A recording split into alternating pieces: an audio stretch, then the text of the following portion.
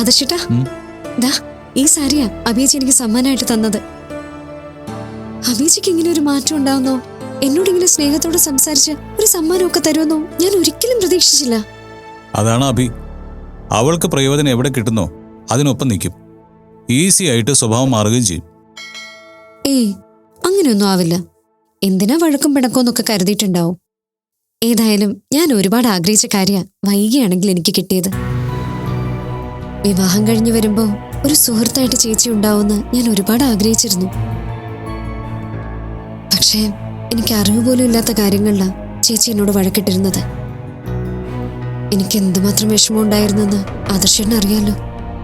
അഭിയുടെ സ്നേഹം മീര കണ്ണടച്ച് വിശ്വസിക്കുന്നുണ്ടോ? സ്വന്തം വിജയവും ലാഭവും മാത്രമേ അഭിയുടെ മനസ്സിലുള്ളൂ. മേരി ഈ പറഞ്ഞ ആത്മാർത്ഥതയൊന്നും ഉണ്ടാവണമെന്നില്ല.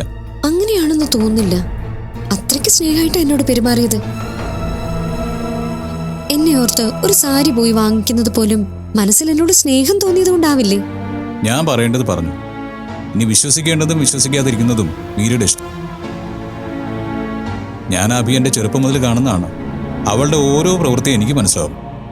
ഈ സാരി തന്നത് താൻ കൺസൾട്ടിങ് കൊടുത്തതിന്റെ പ്രതിഫലമായിട്ട് കണ്ടാൽ മതി. അഭിചേച്ചിയുടെ സ്വഭാവം പണ്ട് ആദർശേട്ടൻ പറഞ്ഞതുപോലെ ആയിരുന്നു. പക്ഷേ ചേച്ചിക്ക് മാറ്റം ഉണ്ടാവാമല്ലോ. ഒരാള് പണ്ട് അങ്ങനെയായിരുന്നു എന്ന് പറഞ്ഞ് ഇനി മാറില്ല എന്ന് പറയുന്നത് ശരിയല്ല ആദർശേട്ടാ.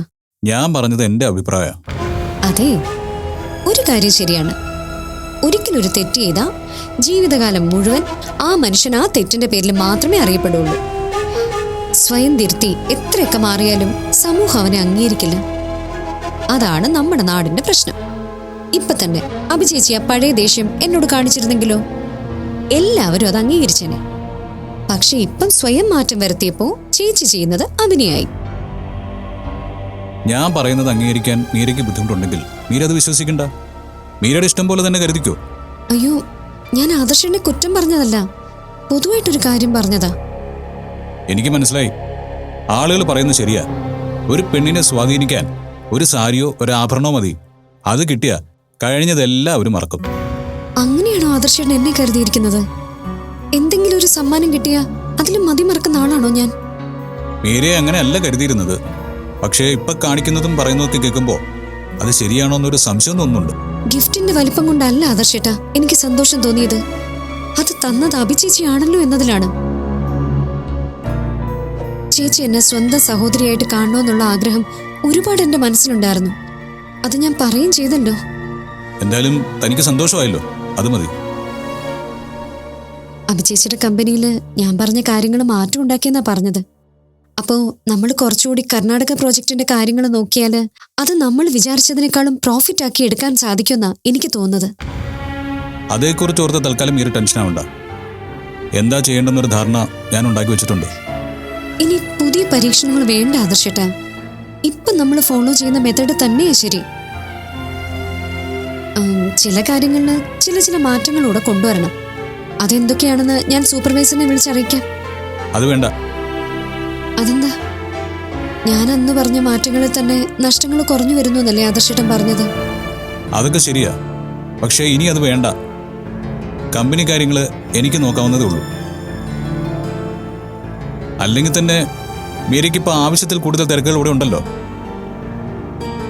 ഇപ്പോ അഭിയുടെ കമ്പനിയുടെ കൺസൾട്ടിങ് കൂടി ഇല്ലേ? അതൊരു ജോലിയൊന്നും അല്ലല്ലോ ആദർശേട്ടാ.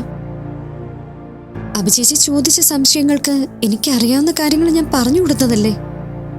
അതെന്തു ആവട്ടെ, അതിലൊന്നും ഞാൻ പരാതി പറഞ്ഞില്ല. അല്ലെങ്കിൽ തന്നെ പരാതി പറയാൻ ഞാൻ ആരാ? അഭിക്ക് കൺസൾട്ടിങ് കൊടുത്തത് എന്നോട് ചോദിച്ചിട്ടൊന്നും അല്ലല്ലോ. അല്ല, ആദർശേട്ടൻ എന്തെങ്കിലും മനസ്സിൽ വെച്ചാണോ ഈ സംസാരിക്കുന്നത്? ഇല്ല. ഇനി മീരയ്ക്ക് അങ്ങനെ തോന്നുന്നെങ്കിൽ അത് മീര ചെയ്തതിൽ എന്തെങ്കിലും പ്രശ്നമുണ്ടെന്നുള്ള ചിന്ത സ്വയം മനസ്സിലുള്ളതുകൊണ്ടായിരിക്കും. ഏതായാലും കമ്പനി കാര്യങ്ങളിൽ തൽക്കാലം മീര ഇടപെടണ്ട. അത് ഞാൻ നോക്കിക്കോളാം.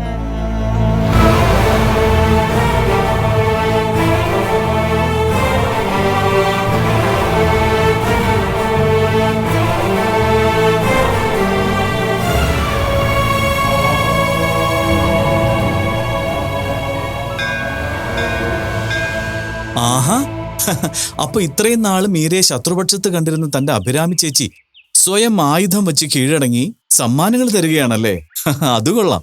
സത്യത്തിൽ എനിക്കും ആദ്യം അതങ്ങ് വിശ്വസിക്കാൻ പറ്റാത്ത അവസ്ഥയായിരുന്നു. ഞാനൊരു വാക്ക് പറഞ്ഞ അതിലെ കുറ്റങ്ങൾ കണ്ടെത്തി എന്നെ വഴക്കു പറയുന്ന ആളായിരുന്നു അഭിചേച്ചി. അറിയാം. ഇപ്പൊ പെട്ടെന്ന് എല്ലാ ദേഷ്യവും മറന്ന് ചേച്ചി സാരിയൊക്കെ വാങ്ങി തന്നപ്പോ എനിക്ക് വലിയ സന്തോഷായി.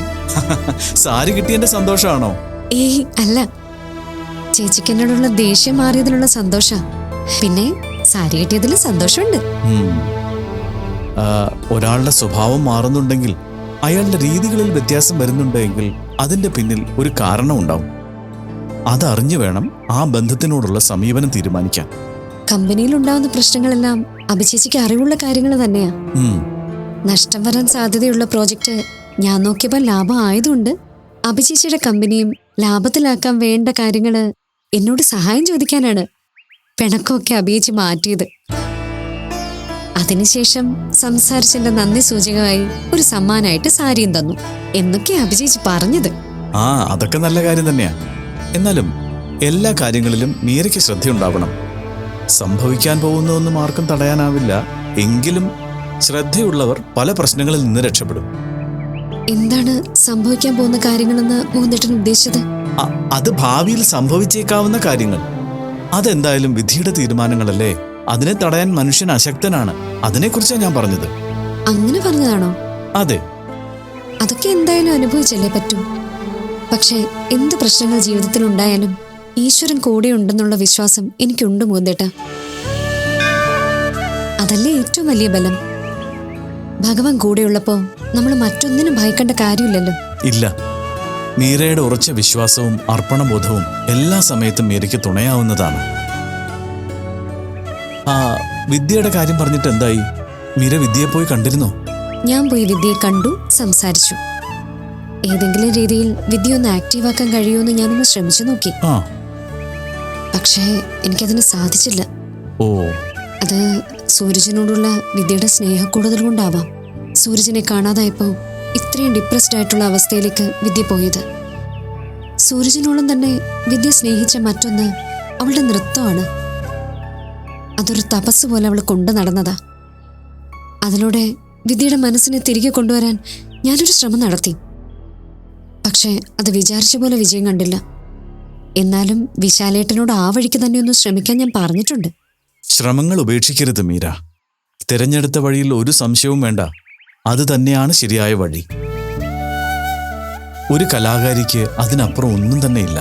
അവളുടെ ഈശ്വരനും പ്രാണനും എല്ലാം ആ കല തന്നെ ആയിരിക്കും. അതുകൊണ്ട് വിദ്യയെ തിരികെ കൊണ്ടുവരാൻ നൃത്തത്തിന്റെ വഴി തന്നെ നോക്കുന്നതാ നല്ലത്. ഞാൻ ശ്രമിക്കാം. ധൃതി വേണ്ട, സമയമെടുത്തോളൂ. വിദ്യ ഒരു കലാകാരിയാണ്. ഉള്ളിൽ നൃത്തത്തിന്റെ താളം ഇപ്പോഴും അലയടിക്കുന്നുണ്ടാവും. അതിന്റെ ശബ്ദത്തിന് ശക്തി കൂടുമ്പോൾ അവൾ പഴയ ജീവിതത്തിലേക്ക് തിരിച്ചു വരും. ആ ഒരു ദിവസത്തിന് വേണ്ടി കാത്തിരിക്കുക എല്ലാവരും. വിശാലേട്ടൻ യാത്രകളൊക്കെ നിർത്തിവെച്ച് ഇപ്പൊ വീട്ടിൽ തന്നെയാ. വിദ്യയെ പഴയ രീതിയിൽ തിരിച്ചെത്തിച്ചിട്ടേ ഇനിയൊരു യാത്രയുള്ളെന്നാ വിശാലേട്ടന്റെ തീരുമാനം. അമ്മായിയും ആകെ തകർന്ന അവസ്ഥയിലാ. ഇതുവരെ ഉണ്ടായിരുന്ന എല്ലാ വാശികളും അമ്മായി മാറ്റിവെച്ചിരിക്കുക. സൂരജ് തിരികെ വന്ന വിദ്യയുടെയും സൂരജിന്റെയും വിവാഹത്തിന് ആരും എതിരെ നിൽക്കില്ല. ഒരു പ്രശ്നം വന്നപ്പോ ബീനാമ്മയുടെയും അമ്മായിയുടെയും എല്ലാ വാശികളും അവര് മറക്കാൻ തയ്യാറായി. ഇതൊക്കെ നല്ല കാര്യങ്ങൾ തന്നെയാണ്. സൂരജിനെ കാണാതായതുകൊണ്ട് മാത്രമാണ് ഇതൊക്കെ സംഭവിച്ചത്. സൂരജ് തിരിച്ചെത്തി അവരുടെ വിവാഹം നടന്നാൽ ഈ സംഭവിച്ച പ്രശ്നങ്ങളും എല്ലാവരും അനുഭവിച്ച സങ്കടങ്ങളും എല്ലാം നല്ല കാര്യങ്ങളായി മാറും. സത്യം. ഇത്രയും പെട്ടെന്ന് അങ്ങനെ സംഭവിച്ചാൽ മതിയായിരുന്നു. നോക്കാം. കാലം എന്താണ് കാത്തുവച്ചിരിക്കുന്നതെന്ന് നമുക്കറിയില്ലല്ലോ. എന്തായാലും നമുക്ക് പ്രതീക്ഷയോടെ കാത്തിരിക്കാം. വിശാലേ, മോന്റെ ഈ തീരുമാനം വളരെ നന്നായി. ഈ സമയത്ത് മോൻ ഇവിടെ ഉള്ളത് ഞങ്ങൾക്ക് എല്ലാവർക്കും വലിയ ആശ്വാസമാ. അതെനിക്കറിയാം മുത്തശ്ശി. അതുകൊണ്ടല്ലേ മറ്റെല്ലാ തിരക്കുകളും ഞാൻ മാറ്റിവെച്ചത്. അല്ലെങ്കിലും എന്റെ മക്കള് രണ്ടുപേരും കാര്യങ്ങൾ വകതിരിവോടെ ചെയ്യാൻ കഴിവുള്ളവർ തന്നെ. നീ പോകുന്നില്ല എന്ന് ഉറപ്പാണെങ്കിൽ എൻ്റെ കൂടെ സൈറ്റിലേക്ക് വരാൻ പാടില്ലേ? ഓരോരോ പ്രശ്നങ്ങൾ കാരണം എനിക്ക് അവിടുത്തെ കാര്യങ്ങൾ ശരിക്കും ശ്രദ്ധിക്കാൻ പറ്റിയിട്ടില്ല. എല്ലാം കുഴഞ്ഞു മറിഞ്ഞ് കിടക്കുക. നമ്മുടെ ശ്രദ്ധക്കുറവ് സൂപ്പർവൈസേഴ്സും വർക്കേഴ്സും മാക്സിമം ദുരുപയോഗം ചെയ്തിട്ടുമുണ്ട്. ഇനിയിപ്പോൾ വർക്കിൻ്റെ കാര്യത്തിൽ കുറച്ചുകൂടെ ശ്രദ്ധ കൊടുക്കേണ്ടത് അത്യാവശ്യമാണ്. മോനൊപ്പം ഉണ്ടെങ്കിലേ എനിക്കതൊരു സഹായമാണ്. നിനക്ക് ബുദ്ധിമുട്ടില്ലെങ്കിൽ എൻ്റെ കൂടെ വാ. എനിക്കെന്ത് ബുദ്ധിമുട്ടാച്ചാ, ഞാൻ വരാം. വെറുതെ വീട്ടിലിരുന്നിട്ടും കാര്യമില്ലല്ലോ. അയ്യോ, വിശാല് പോയാൽ ശരിയാവില്ല. അതെന്താ? വിശാല് വന്നാൽ എന്താ കുഴപ്പം? മനോജൻ എന്താ ഇത്ര മറവി? ഞാനും അമ്മയും കൂടി ഇന്ന് ക്ഷേത്രത്തിൽ പോകുന്ന കാര്യം പറഞ്ഞിരുന്നല്ലോ.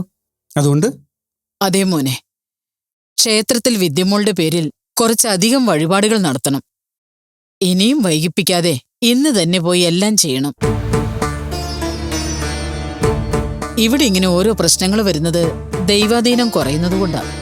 അതിന് ഈശ്വരനെ പ്രീതിപ്പെടുത്താൻ നമ്മളെ കൊണ്ട് കഴിയുന്ന പോലെ വഴിപാടുകൾ ചെയ്യണം. അതും ഞാൻ പോകുന്നതും തമ്മിൽ എന്താ ബന്ധം?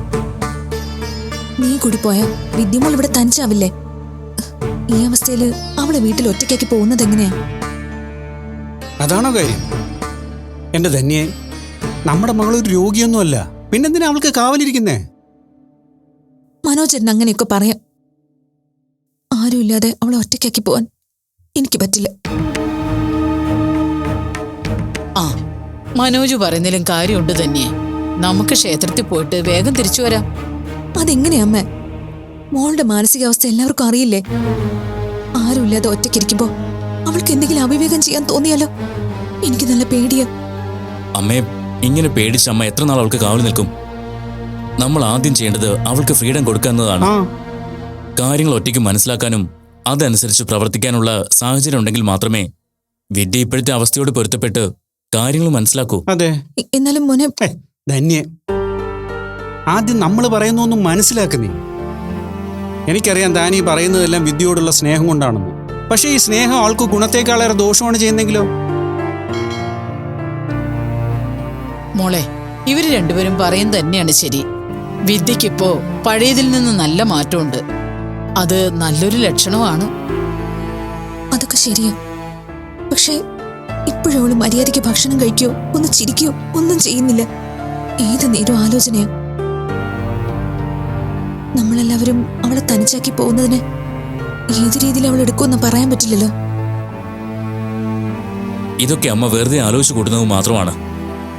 എനിക്ക് വിദ്യയുടെ കാര്യത്തിൽ നല്ല വിശ്വാസമുണ്ട്. സൂരജിന്റെ ആബ്സെൻസ് അവൾക്ക് നികത്താൻ പറ്റാത്ത വിഷമം ഉണ്ടാക്കിയെന്നുള്ളത് ശരിയാ എന്ന് കരുതി വിദ്യ ഒരിക്കലും നമ്മളെ മറന്നൊന്നും ചെയ്യില്ല. ആദ്യം മാറേണ്ടത് നമ്മുടെ രീതികളാ. അവൾക്കെന്തോ പ്രശ്നം പറ്റുന്ന രീതിയിൽ നമ്മൾ അവളെ നോക്കുമ്പോൾ വിദ്യയ്ക്കും സ്വയം എന്തോ പ്രശ്നമുണ്ടെന്ന് തോന്നും. മറിച്ച് എല്ലാം നോർമലായെന്നും നമ്മൾ അവളെ വിശ്വസിക്കുന്നുവെന്നും അവൾക്ക് തോന്നിയ അവൾ നമ്മുടെ പഴയ വിദ്യയാവുക തന്നെ ചെയ്യും. അതെ, അതുകൊണ്ടുകൂടിയാ തനിയെ പുറത്തു പോകാനും മറ്റും ഞാൻ പ്രോത്സാഹിപ്പിക്കുന്നത്.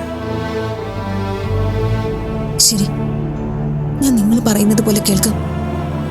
എനിക്ക് എന്റെ മോളെ പഴയതുപോലെ തിരിച്ചു കിട്ടിയാൽ മാത്രം മതി. ആ, അതിന് നമുക്ക് ചെയ്യാൻ പറ്റുന്നത് പ്രാർത്ഥിക്കാന്നുള്ളതാ. എല്ലാ ഈശ്വരാനുഗ്രഹവും വിദ്യമോൾക്ക് കിട്ടാൻ വേണ്ടി മനസ്സൊരുക്കി പ്രാർത്ഥിക്കണം. ഏതായാലും അമ്മയും മുത്തശ്ശിയും ധൈര്യയുടെ ക്ഷേത്രത്തിൽ പൊയ്ക്കോ. ഞാൻ അച്ഛനൊപ്പം കമ്പനിയിലും പോവാം. വിദ്യയ്ക്ക് ഒരു പ്രശ്നം ഉണ്ടാവില്ല, അതെനിക്ക് ഉറപ്പാ.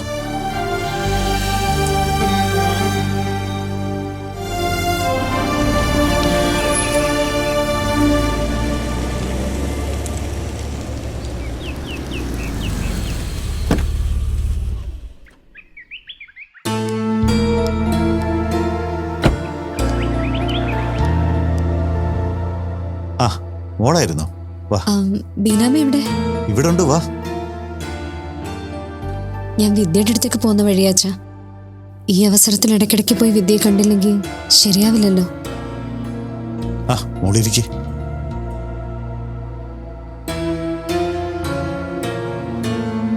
ബീനാമേ, വിദ്യയുടെ കാര്യം വലിയ കഷ്ടമാണല്ലേ? മനോജും വലിയ സങ്കടത്തിലാ. അമ്പലങ്ങളിലും ആശുപത്രിയുമായി എത്ര നാൾ അലഞ്ഞു. ഇപ്പൊ ചെറിയ മാറ്റം ഉണ്ടെന്നാ അറിഞ്ഞത്. എന്നാലും പഴയതുപോലെ ആയി കിട്ടുന്നത് വരെ സമാധാനമുണ്ടാവില്ലല്ലോ. അത്രയ്ക്ക് ആക്റ്റീവായിരുന്ന കുട്ടിയല്ലേ വിദ്യ. നൃത്തത്തിലും അവൾക്ക് വലിയ ഭാവി ഉണ്ടാവേണ്ടതായിരുന്നു. ഞാനോ ധന്യോ ആരെങ്കിലും ഒരാൾ വാശി മറന്ന് മക്കളുടെ ഇഷ്ടത്തിന് കൂട്ടു നിന്നിരുന്നെങ്കിൽ ഇതൊക്കെ ഒഴിവാക്കാമായിരുന്നു. സംഭവിച്ചതെല്ലാം ഈശ്വര നിശ്ചയം തന്നെയാ ബീനെ. ഓരോ സമയത്തും നമ്മൾ എന്തൊക്കെയാ ചിന്തിക്കുകയെന്നും പ്രവർത്തിക്കുന്നതെന്നും നമുക്കറിയില്ലല്ലോ. ഓരോ സാഹചര്യങ്ങൾക്കനുസരിച്ച് നമ്മൾ പ്രതികരിക്കുന്നു. എന്നാലും ഒന്ന് ചിന്തിച്ച് പ്രവർത്തിച്ചിരുന്നെങ്കിൽ പലതും ചെയ്യാമായിരുന്നുവെന്നും പല പ്രശ്നങ്ങളും ഒഴിവാക്കാമായിരുന്നുവെന്നും ഇപ്പൊ ഒരു തിരിച്ചറിവ് വരുമ്പോൾ മനസ്സിൽ കുറ്റബോധം നേറിപ്പോകുന്നുണ്ട്. നമ്മളൊക്കെ മനസ്സിന്റെ അടിമകളാ. അത് നിയന്ത്രിക്കാനും നമുക്കറിയില്ല, അതെന്താണെന്നും നമുക്കറിയില്ല. സൂരജിനെ കാണാതായതിന്റെ സങ്കടം വിദ്യയുടെ മനസ്സിന് താങ്ങാൻ പറ്റാതെ വന്നതുകൊണ്ടല്ലേ ആ കുട്ടിക്ക് വയ്യാതെ വന്നത്. സത്യത്തിൽ മനസ്സ് നഷ്ടപ്പെട്ട ഈ ലോകത്ത് നമ്മൾ ആരുമല്ലാതായി പോവും. അല്ലേ ഹരിയേട്ട? താൻ വെറുതെ ഇരുന്ന് ഒരുപാട് കാര്യങ്ങൾ ചിന്തിച്ചു കൂട്ടുന്നുണ്ട്. ജീവിതത്തിൽ നമ്മൾ പ്രതീക്ഷിക്കാത്തത് പലതും സംഭവിക്കും. എന്തൊക്കെ സംഭവിച്ചാലും എല്ലാത്തിനെയും അതിജീവിക്കാൻ നമുക്ക് സാധിക്കണം. എന്നാലേ ഈ ജന്മം ജീവിച്ചു തീർക്കാൻ നമുക്ക് പറ്റൂ. ഈ ജന്മത്തിൽ ഞാൻ എന്തൊക്കെ അനുഭവിച്ചു ഹരിയേട്ട. ഒരു സമാധാനവും ഇല്ലാത്ത 100 കൂട്ടം പ്രശ്നങ്ങൾക്ക് നടുവിലായിരുന്നു ഞാൻ ജനിച്ചത്. സന്ദീപേട്ടനെ വിവാഹം കഴിച്ചപ്പോഴെങ്കിലും നല്ലൊരു ജീവിതം കിട്ടുമെന്ന് പ്രതീക്ഷിച്ചു. പക്ഷെ അതും പെട്ടെന്ന് തന്നെ അവസാനിച്ചു. പിന്നെ എങ്ങനെയെങ്കിലും സൂരജിനെ വളർത്തി വലുതാക്കി സ്വന്തം കാലിൽ നിൽക്കാൻ പ്രാപ്തി ഉണ്ടാക്കുക എന്നുള്ളത് മാത്രമായിരുന്നു ചിന്ത. അതിനെന്നെ കൊണ്ട് സാധിച്ചു എന്ന് ഞാൻ ചിന്തിച്ചു തുടങ്ങിയ സമയത്ത് അവനെ തന്നെ എനിക്ക് നഷ്ടപ്പെട്ടത്. നമ്മൾ എന്തൊക്കെ സ്വപ്നം കാണുന്നു, എന്തൊക്കെ ചിന്തിച്ചു കൂട്ടുന്നു. പലതും നേടാൻ നെട്ടോട്ടോടുന്നു. ചിലത് നമുക്ക് കിട്ടുന്നു, ചിലത് കയ്യെത്തും ദൂരത്ത് വെച്ച് നഷ്ടപ്പെടുന്നു, ചിലത് കിട്ടിയ ശേഷം നഷ്ടപ്പെടുന്നു. ഇനി ചിലത് കിട്ടിയ ശേഷം വേണ്ടായിരുന്നു എന്ന് തോന്നുന്നു. ഇതിന്റെയൊക്കെ കാരണം എന്താ? ഈശ്വരനാണ് ഇതൊക്കെ തീരുമാനിക്കുന്നതെങ്കിൽ ഭഗവാൻ എന്തിനാ ഇങ്ങനെ ചെയ്യുന്നത്? ഞാൻ പറയുന്നത് ശരിയാണെന്ന് മേരിക്ക് തോന്നിയിട്ടുണ്ടോ? ഇതിന്റെ എല്ലാത്തിന്റെ ഉത്തരം ബീനാമ്മ പറഞ്ഞത് തന്നെയാ. ആഗ്രഹങ്ങളാണ് ബീനാമ്മ സ്വപ്നങ്ങൾ എന്ന് പറഞ്ഞത്. ഓരോ ആഗ്രഹങ്ങൾക്ക് പിറകെയും നമ്മൾ അലയുമ്പോൾ അതിൽ ദുഃഖം ഉണ്ടാവും. അത് സാധിച്ച കുറച്ച് സമയത്തേക്ക് സന്തോഷം തോന്നും. ആഗ്രഹങ്ങളില്ലാതെ മനുഷ്യന് ജീവിക്കാൻ പറ്റുമോ? നമ്മളെ പോലെയുള്ള സാധാരണക്കാർക്ക് ആഗ്രഹങ്ങളില്ലാതെ ജീവിക്കുക പ്രയാസമാവും. അതുകൊണ്ട് തന്നെ പലതരത്തിലുള്ള ദുഃഖങ്ങൾ നമുക്കുണ്ടായിക്കൊണ്ടിരിക്കും. അതിൽ നിന്ന് കരകയറാൻ ഭഗവാന്റെ തൃപ്പാദങ്ങളല്ലാതെ മറ്റൊരു ശരണമില്ല. മനസ്സിനെ ആഗ്രഹങ്ങളെയും നിയന്ത്രിക്കാനും സംതൃപ്തിയോടെ ജീവിതം മുന്നോട്ട് കൊണ്ടുപോകാനും ഭഗവാനോട് പ്രാർത്ഥിക്കുകയും ഈശ്വരനെ തത്വത്തിൽ അറിയാനും മനസ്സിലാക്കാൻ ശ്രമിക്കുകയും ചെയ്യുന്നതാണ് ഏറ്റവും നല്ലത്. അതൊക്കെ പറയാൻ എളുപ്പമാണെന്നേ ഉള്ളൂ. നമ്മളൊക്കെ പ്രാർത്ഥിക്കുന്ന കാര്യങ്ങൾ നടക്കുമെന്ന് എനിക്ക് വലിയ പ്രതീക്ഷയൊന്നുമില്ല. ആത്മാർത്ഥമായി പ്രാർത്ഥിച്ച നടക്കാത്ത കാര്യങ്ങളൊന്നുമില്ല ബീനാമ്മേ. നമുക്കൊരിക്കലും ചിന്തിക്കാൻ പോലും കഴിയാത്ത രീതിയിൽ ഭഗവാൻ നമുക്ക് വേണ്ടി പലതും ചെയ്യുന്നത് നമുക്കറിയാനും മനസ്സിലാക്കാനും പലപ്പോഴും നേരിട്ട് കാണാൻ പോലും സാധിക്കും. മോളെ, ഞാൻ സൂരജിന് വേണ്ടി ജീവിക്കുന്നത് പോലെ തന്നെയാ ഹരിയേട്ടൻ മോൾക്ക് വേണ്ടിയും ജീവിക്കുന്നത്. ആദർശിന് മോളെ വിവാഹം കഴിച്ചു കൊടുക്കുമ്പോ ഹരിയേട്ടന് പല സങ്കല്പങ്ങളും ഉണ്ടായിരുന്നു. പക്ഷേ അതെല്ലാം നിങ്ങളുടെ വിവാഹം കഴിഞ്ഞ് കുറച്ച് ദിവസങ്ങൾക്കുള്ളിൽ തന്നെ തകർന്നടിഞ്ഞു. ആ വീട്ടിൽ മോൾക്ക് നാത്തൂൻ പോർ അനുഭവിക്കേണ്ടി വരുമെന്ന് ഞങ്ങളൊന്നും ഒരിക്കലും കരുതിയതല്ല. മറ്റുള്ളവർ നമ്മളോട് പെരുമാറുന്ന രീതികൾ ഒരു ഈശ്വരനും മാറ്റാൻ സാധിക്കില്ല മോളെ. ബീനാമ്മ പറയുന്നത് തെറ്റാണെന്ന് ഞാൻ പറയുന്നില്ല. പക്ഷെ മറ്റുള്ളവർ നമ്മളോട് എങ്ങനെയൊക്കെ പെരുമാറിയാലും അത് നമ്മളെ എങ്ങനെ ബാധിക്കണമെന്ന് നമുക്ക് തീരുമാനിക്കാൻ സാധിക്കും. പിന്നെ നമ്മുടെ പ്രാർത്ഥനയിൽ സത്യമുണ്ടെങ്കിൽ ഈശ്വരന് ചെയ്തു തരാൻ സാധിക്കാത്തതായി ഒരു കാര്യവും ഇല്ലെന്ന് തന്നെയാണ് എൻ്റെ വിശ്വാസവും എൻ്റെ അനുഭവവും. മീര പറഞ്ഞത് സത്യമാണെന്നാ ഞാനും കരുതുന്നത്. അങ്ങനെ സംഭവിച്ച എത്രയോ അനുഭവങ്ങൾ നമ്മുടെ ജീവിതത്തിൽ തന്നെയുണ്ട്. അതെ, അഭിചേച്ചിയുടെ കാര്യം ബീനാമ്മ പറഞ്ഞതിൽ നിന്ന് മാറ്റങ്ങൾ വന്നു തുടങ്ങി.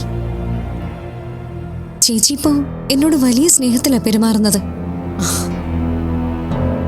ചേച്ചിയുടെ കമ്പനിയുടെ കാര്യങ്ങളിൽ പോലും എന്നോട് അഭിപ്രായങ്ങൾ ചോദിച്ചു തുടങ്ങി. അത് മീര വിചാരിച്ച അവൾക്ക് പ്രയോജനം ഉണ്ടാവുമെന്ന് കരുതിയിട്ട് അടുക്കുന്നതാ. അതൊന്നും വിശ്വസിച്ച് മീര അവളോട് ബന്ധം വയ്ക്കരുത്. ചതിക്കാനുള്ള മനസ്സ് അവൾക്ക് എപ്പോഴും ഉണ്ടാവും.